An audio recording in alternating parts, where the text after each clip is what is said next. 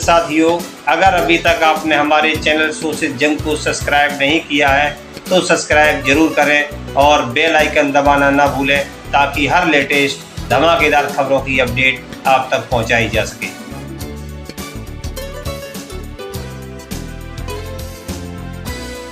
हम लोग election commission के आभारी हैं कि उन्होंने शॉर्ट नोटिस पे हमें मिलने का समय दिया। हमने इलेक्शन कमीशन के सामने 3000 पेजेस के सबूत रखे कि किस तरह से भारतीय जनता पार्टी दिल्ली के मौजूदा लोगों के, जो लोग अपने अपने घरों में कई कई सालों से रह रहे हैं, उन लोगों के बहुत बड़े स्तर के ऊपर हजारों की तादाद में वोट कटवाने का षड्यंत्र रच रही है। हमने उनके सामने रखा कि किस, और ये जो वोट कटवाए जा रहे हैं ये अधिकतर गरीब लोगों के, एससी लोगों के, दलितों के, पूर्वांचली लोगों के, जो कि झुग्गियों में रहते हैं, कच्ची कॉलोनियों में रहते हैं, ऐसे लोगों के वोट कटवाने का षड्यंत्र रचा जा रहा है। और आप सोच सकते हो कि एक वोट का मायना क्या होता है एक आम आदमी के लिए। एक वोट बनने से वो इस देश का नागरिक बनता है। तो जब आप किसी वैलिड आदमी के, लीगल आदमी के वोट कटवा देते हैं तो उसका नागरिकता का आधार आप छीन रहे हैं, इस देश में रहने का अधिकार छीन रहे हैं।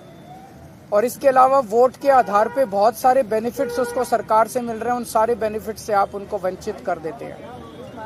हमने आज चुनाव आयोग के सामने रखा कि कैसे शाहदरा में बीजेपी के एक पदाधिकारी ने चोरी छिपे 11,008 वोटर्स की लिस्ट कटवाने के लिए चुनाव आयोग को दी और चुनाव आयोग ने चोरी छिपे इसके ऊपर काम करना चालू कर दिया।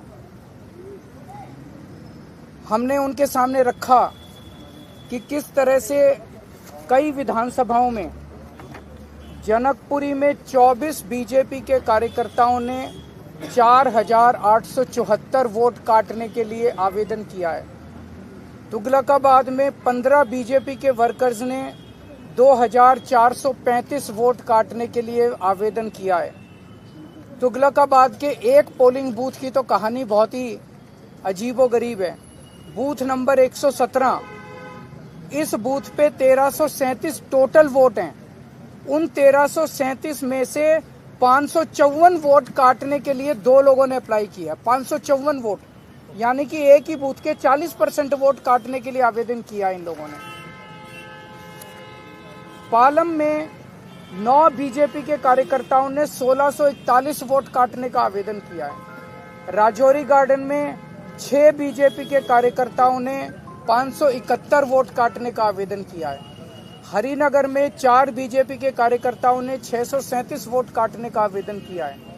करावल नगर में 2 कार्यकर्ताओं ने 3,260 वोट काटने का आवेदन किया है।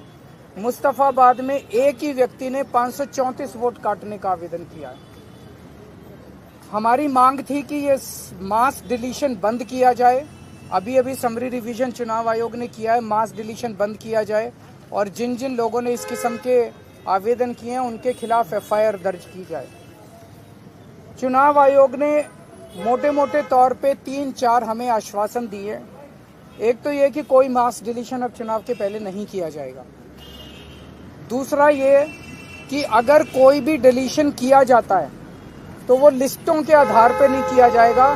किसी को भी अगर डिलीशन कराना है तो उसे फॉर्म 7 भरना पड़ेगा, उसी के आधार पे डिलीशन होगा।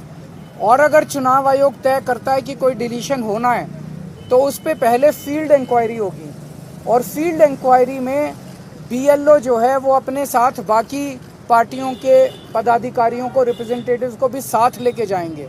तो सभी पार्टियों के रिप्रेजेंटेटिव्स के साथ फील्ड इंक्वायरी होगी और उस फील्ड इंक्वायरी के बाद ही किसी का नाम काटा जाएगा। ये बहुत बड़ा आज एश्योरेंस है चुनाव आयोग का। अगर ऐसा होता है तो हमें लगता है कि गलत डिलीशन सारे बंद हो जाएंगे। एक और बात कही गई कि अगर कोई एक आदमी 5 से ज़्यादा डिलीशन के लिए अप्लाई करता है तो उस मामले में एसडीएम को खुद फील्ड इंक्वायरी के लिए जाना पड़ेगा और उस फील्ड इंक्वायरी में बाकी पार्टियों के लोग भी साथ जाएंगे। हमने जब इंसिस्ट किया तो चुनाव आयोग ने भरोसा दिलाया है कि जिन लोगों ने फर्जी डिलीशन के लिए अप्लाई किया है उनके ऊपर FIR करने के ऊपर चुनाव आयोग विचार करेगा। तो मुझे लगता है कि काफ़ी सकारात्मक मीटिंग रही चुनाव आयोग की।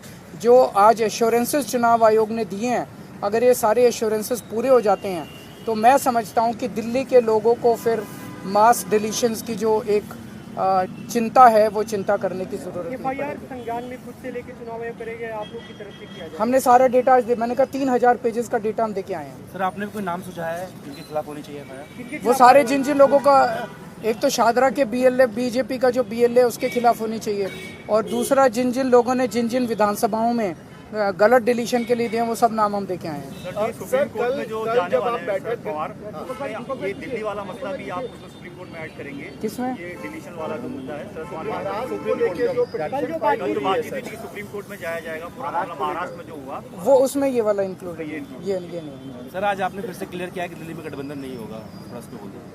बस नहीं होगा। Thank you.